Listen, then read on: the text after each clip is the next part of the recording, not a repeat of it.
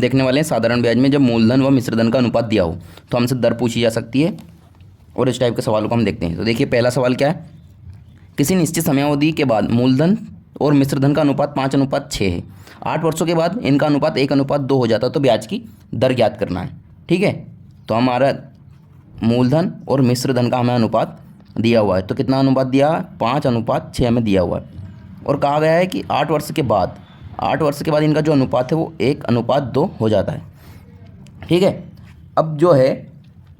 5 साल हो, 10 साल हो या 8 साल हो, जो मूलधन है वो तो हमेशा समान ही रहेगा, लेकिन यहाँ तो मूलधन में परिवर्तन कर दिया, तो यानी कि इसमें हम कभी 5 का गुना कर दें तो मूलधन यहाँ भी 5 है, यहाँ भी 5 है, तो यानी कि मूलधन हमारा समान हो जाएगा। 5 का गुना इधर किया तो 5 का इधर भी करना होगा, तो ये रेशो क्या बनेगा, ये बनेगा 5 और 6, तो ये रहेगा ही रहेगा, और ये हो जाएगा 5 और 10। ठीक है,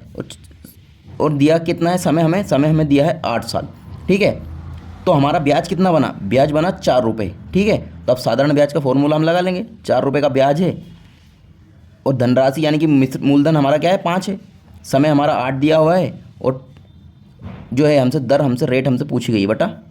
100 लिख देंगे, 4 से इसको काट देंगे 2 बार, 5 × 2 10 से 1 0, यानी कि R बराबर हमारी जो दर आएगी वो आएगी 10%, यानी कि 10% जो है हमारा सही जवाब हो जाएगा। दूसरा सवाल क्या कहा है, एक निश्चित समयावधि के बाद मूलधन और मिश्र धन का अनुपात 5:6 हो जाता है। 6 वर्षों के बाद इनका अनुपात 2:3 हो जाता है, तो ब्याज की दर ज्ञात करें। तो हमें दिया है मूलधन और मिश्र धन का हमें अनुपात दिया हुआ है, तो अनुपात कितना दिया है,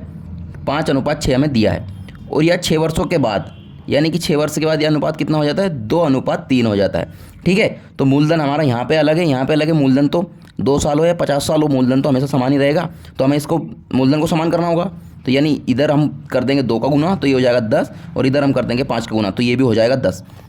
ठीक है, अब समान रेशो में हम यदि 2 का गुना इधर करते हैं तो 2 का इधर भी करना होता है, और 5 का इधर किया है तो 5 का इधर भी करना होगा, तो मूलधन तो हमारा हो जाएगा 10 और मिश्र धन हो जाएगा हमारा कितना 12, और यहाँ पे मूलधन हो जाएगा 10 और यहाँ पे कितना हो जाएगा 15,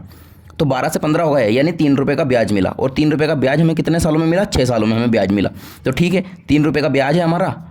और 6 साल टाइम है, और रेट हमें पता करना है, और मूलधन हमारा 10 है बटा 100, 3 से हम इसको काटेंगे 2 बार,